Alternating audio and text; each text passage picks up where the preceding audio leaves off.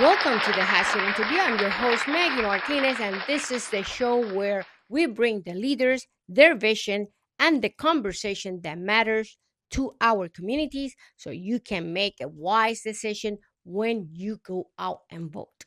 Today, we are talking about the future of Georgia Congressional District 10, a district where families are demanding quality education, access to health care and hospital, economic opportunities, safer neighborhoods, and a leadership that is present and accountable. Our guest today is Pamela Delancy, a Democratic candidate who has built her campaign around service, advocacy, and putting people first. This conversation is about the issues that impact your daily life, your family, your vote, and the direction District 10 and this nation needs to walk to. So let's dive in. Presents Starbound Studios starring Maggie Martinez and the Hot Seat Interview. Y ahora con ustedes, Maggie Martinez Here she en is, Caliente. Pamela Delancy. She's run for Congress District 10, that encompasses Newton, Henry, and Athens, among other counties. Welcome, Pamela, to the Hot Seat Interview. Well, thank you so much for having me today, Megan. And I know it's going to get hot in here. Oh, yeah, definitely it's going to get hot, especially with what's happening nationwide. You know what I mean, right? Absolutely. Your campaign emphasized in servant leadership and community involvement. How have your personal and professional experience prepared for this position? My personal and professional experience has prepared me for this position starting as a young child. As the oldest of six, being responsible for my younger sisters and brothers, I have learned to mediate, I've learned to manage resources, and I've learned how to keep individuals accountable for what they were supposed to do. Because if you don't do what your mom tells you, everybody's in trouble. So I make sure everybody does what they're supposed to do. And that has prepared me for as a leader. Now, as an adult, moving forward, I joined the military and I was an Army nurse for over 30 years. And what was your position? Like sergeant, my colonel? position was a colonel, '06 colonel. So Oh for my all God. of you civilians out there, Oh it's my God. '06. We have two colonels. A light colonel is a '05, and a full colonel, what we call full colonel, that's an '06, and that would be me. And so in my position as an '06 colonel, and rising up through the ranks as an Army nurse from the bedside, taking care of veterans and wounded soldiers, moving up to the Pentagon, where I became political strategist and also a policy writer. So what I will do, any type of congressional that you would send to your congressman or your House representative, I'm the individual that did the research and I'm the individual that did all the responses. I couldn't sign it at that time because I was serving in a capacity as a military colonel. But when I become the House representative, now I would be the one signing those documents that I signed for so many other individuals. So one of the things, being accountable for individual lives is what I've always done. That's my passion. So I'm committed to duty and honor, and I love this country. That's why I served this country for so long. So that's why I know I am prepared for the future because I have the experience. You see what I'm talking about? We bring the best of the best to the Hot Seat Interview. Pamela Delancy brings in a plethora of experience, and we love military servants to serve for the United States of America. This is awesome. Well, guys, like I always say, I wrote a book. It's called The Secrets of Campaigning. So you think you could run? Available in Amazon.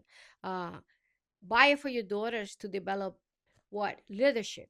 Buy it for a friend that is running for office so they're not, like I said, improvising, or buy it for yourself. But that way, you don't have to go through the nifty gritty of the campaign without the knowledge, okay?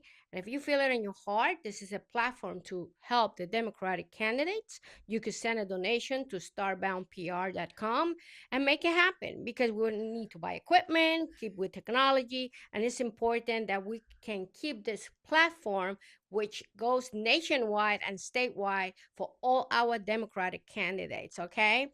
And don't forget to what? Subscribe and click that little bell so you know when it's the next candidate in the Hot Seat Interview. Well, you have spoken about strengthening public education, and we know we have a problem in Georgia. They have not really work with the QBE. The school doesn't have the resources. Really, sometimes the teachers are struggling in the classroom because They they don't don't have the even have money. material. So the money True. goes where they're not supposed to. So, what is your take and what specific policies will you bring to the table? So my take on the public education, number one, so QBE needs to be modernized. It is outdated. We need to look at what those current issues are in the education system. So I will fight to have funding available for that, for the teachers, so they can get their supplies.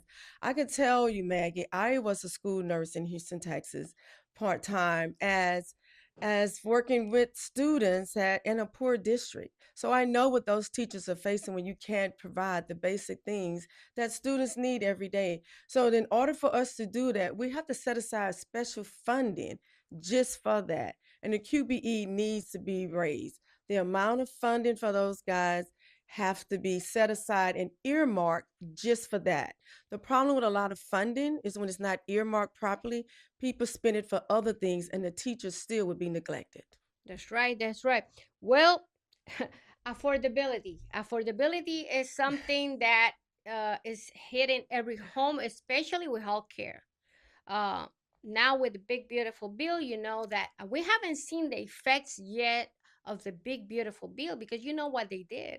They approve it in terms of that it will apply after the midterms election, but we already show that Texas with Tallarica things are changing nationwide, and I think it's going to change also Yes, in your district. You have a great possibility to get elected because people are fed up with all the decisions that President Trump is making and his staff. You know what I mean? So, absolutely. what is your take in terms of Medicaid expansion in Georgia? I believe that Medicaid expansion is definitely necessary in Georgia. We have, particularly with the Affordable Care Act not being extended, now we're going to have an additional Georgians that will not have insurance, and they do not have any coverage, particularly in the rural areas of Georgia, which is predominantly District 10. And so I can tell from what I understand, we did receive $218 million from the Great Health Program, but it's going to take 5 years to roll out that program for Georgians. 5 years. 5 years. Can your health wait 5 years? I don't think so. If you have a cancer or heart disease, we don't want you to have to wait 5 years to get medical care. I need you to get care like yesterday. You will die before that. So that's why the affordability of healthcare is critical for the rural areas because exactly like you're saying, it's no laughing matter that we are in a crisis and the rural area are facing life and death situations every day because they cannot afford healthcare. And no American should have to not have healthcare. Healthcare is a human right in this country. It should be. It should be, definitely. Well, economic empowerment is a central part of your message. What will you do to support small businesses and working families who are struggling with rising costs, especially with food? Oh my goodness. Yes, that Maggie, that's a huge one. That is a big question all in one in itself. The economic stability of this country is not very good right now. We have a lot of individuals that are unemployed, underemployed. We have a lot of parents that want to work and they cannot work because they have to pay childcare expenses. I think one of the things that I would like to do is to subsidize some of these corporations if they're going to provide childcare for working That parents. will be awesome. That would be awesome. As a prior working parent myself, my kids are grown now, but when I had kids, I fully understand how much of your income goes to childcare. It is. And we in this society right now, in the current economic status that we're in, we need both parents working. But both parents cannot work if they cannot afford childcare. Now, for small businesses, I think that I would like to provide funding that will help them when they get into in situations where there are major disasters or they cannot afford to expand. We need separate funding for those small businesses. We need funding set aside for those entrepreneurs that are looking to become innovators and creators that are going to help the rural community in which they Especially live. here for the hot seat, we need more equipment. We need more Yeah, staff. absolutely. That So you know that exactly what I'm talking about. that's So right. imagine these small businesses trying to provide a service to the individuals in their community, but the lack of funding is the main problem. Mhm. So, but I think if we're going to invest in the community, we need to set aside funding just for that particular issue, especially in the rural community. We have to do that for District 10. That's excellent, excellent. Well, many residents are concerned about affordable housing. That's a big one. We haven't defined really what's affordable housing because if I have to pay $200,000 for a home, I don't think that's affordable housing. I think we could make something smaller and people can have a home, you right? Because you don't need a lot of space to live comfortable, right? No, you do not. No, you do not. I totally agree with you. No, everyone does not need to have a mansion. That is something Right. you work toward. That's your goal. But when you're just starting a family, or even if you're on a fixed income, you still want a home. You want to have someone. You want to have a roof over your head. I think we need to subsidize and support some of these developers that are looking at building small, affordable homes. And like you said, $200,000 is a lot of money, It's a lot of money. especially when your wages can't support a $200,000 home. So I need developers in the area that are going to create subdivisions with homes starting from 100,000. That's half of where we are right now. And I think it can be done. We just make a smaller footprint. But how do we get these developers to agree with that? We help them with by providing some type of credit, some kind of tax credit for them, but they can only receive that tax credit when our community benefit from those homes being built. And the problem is this right here in Lovejoy, where we are right now, Yes.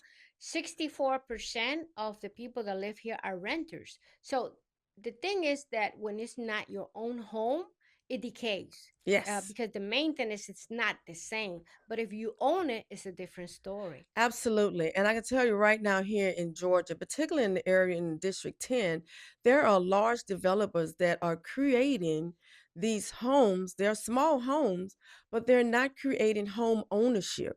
They're creating the possibility of you renting for life. And that is not the American dream. The American dream is to be a homeowner, but we have to make homes affordable for everyone.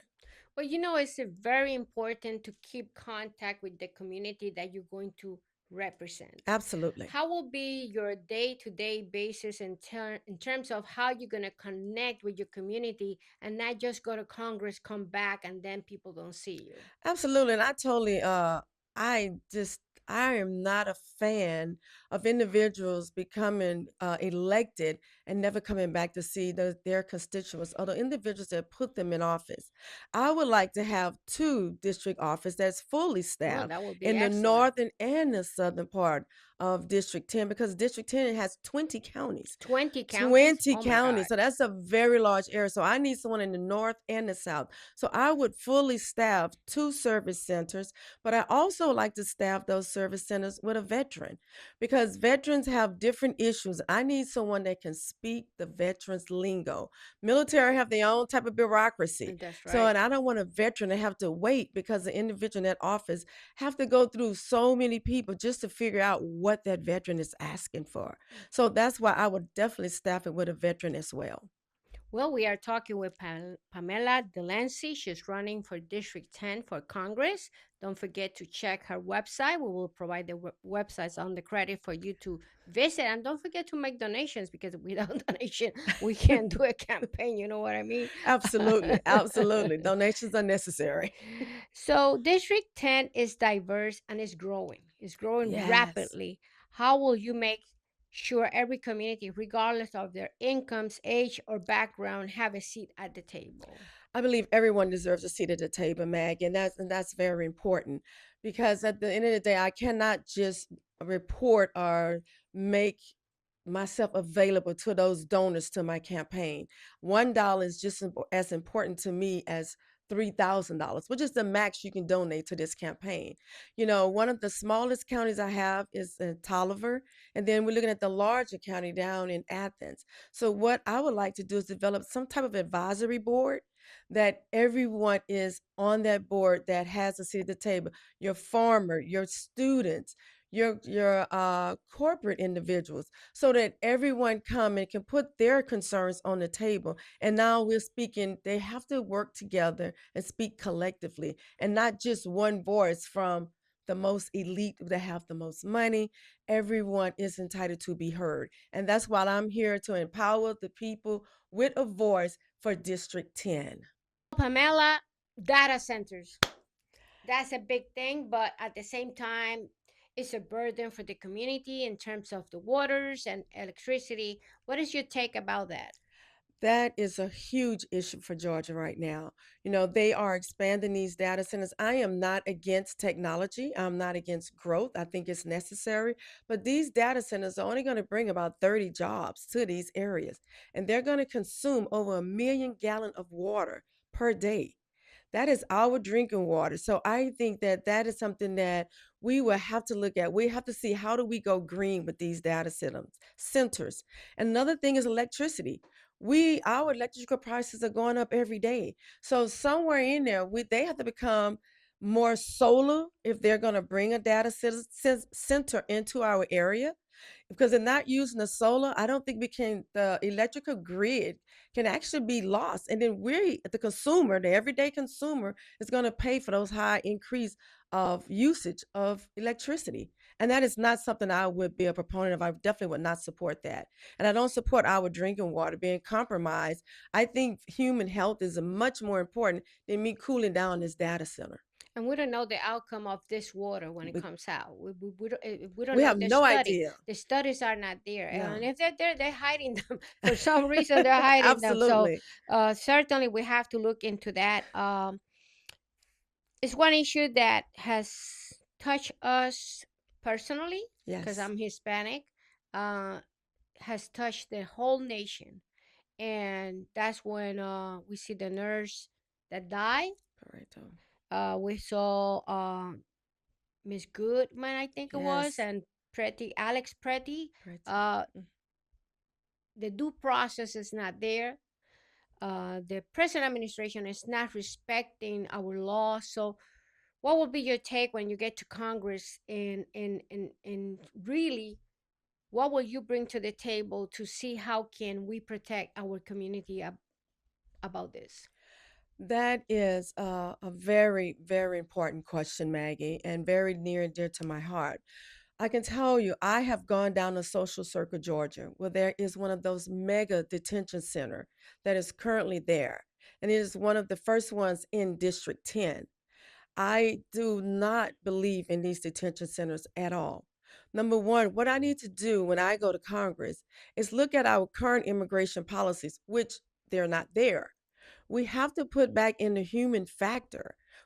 Everyone is entitled to due process. People come to this country, yes, they're seeking asylum. Why? Because they're leaving their country because of the human rights violations that they are occurring there. So why would we not allow them to come here for safety? That is the American way. I totally disagree with the American population, the American country, that we're now saying that we are not going to allow you to come here with asylum or to allow you to come here and work. We need all of our undocumented migrants. We need them to have the proper documentation, but it just shouldn't take them 10 to 12 years to get that documentation. It's our process that's broken. It's nothing to do with them. They're just coming here to get a fair share of the American dream. They want to work, raise a family, and have money just like everyone else. And they are entitled to do so according to our foundational values of the American system. So, in order for us to do that, we have to get a policy in place that are going to address all of those negative things that are not being addressed currently. We cannot have individuals pulled out of their homes, thrown in cars, undressed, and with no due process in place. Where in America is that legal? And then we're killing And then we have U.S. the citizens. audacity to kill a U.S. citizen. I am a military retired colonel. I'm an Army nurse. Healthcare, human beings, human dignity, human respect. That is something that is near and dear to my heart. I am very passionate about caring for people, regardless of race, nationality. And I'm telling you right now, I will not stand by and tolerate this, what's going on in this world. It's unbelievable. You see what I'm talking about? Pamela Delancy, she's running for Congress District 10. Check her out because she brings to the table what we need in terms to improve the quality of life of your family and the community. Well, Pamela, it's the right moment for your leadership. I don't have any doubt about it. But if elected, what is the first piece of legislation that you are going to present? Wow. Um, this is the right moment for my leadership. And the first piece of legislation I will definitely work on is the Medicaid expansion for healthcare. You know, no matter what we do in life, we need a healthy mind, body, and soul. And if we do not provide health care for those our constituents out there in the rural communities and for the individuals in District 10, are we going to end up with a huge debt bill trying to fix chronic problems that would have been prevented with just preventive care Right. if we had provided the funding up front? So healthcare is my number one priority because with the Affordable Care Act, we're going to have an increased number of individuals that are going to have additional medical issues, delays in care. Right now, we have individuals in rural Georgia, particularly our expected families, that don't even have maternal care.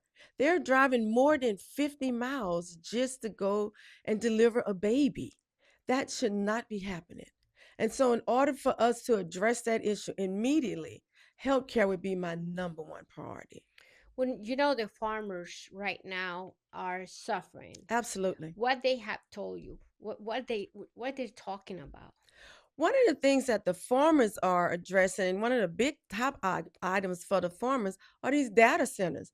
Remember, water. Water is an essential resource for human life. It's also an essential resource for the farmers, for their animals, for their crops.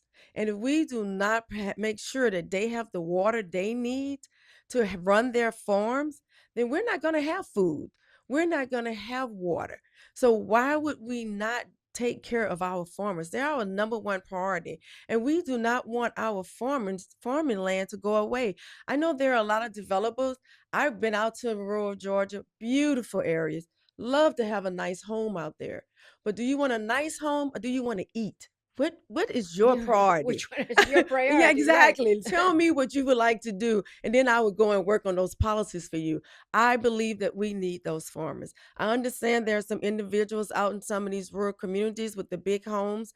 They're complaining about the noise that the farmers making. They're complaining about the smell.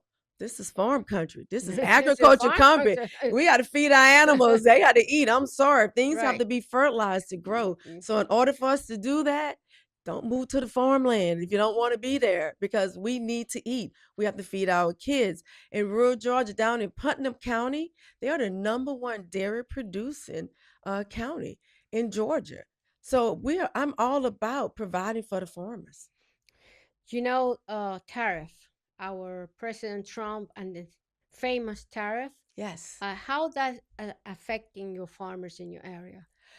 That those tariffs are having a major impact and a negative. It's not positive. This is a negative impact on farmers.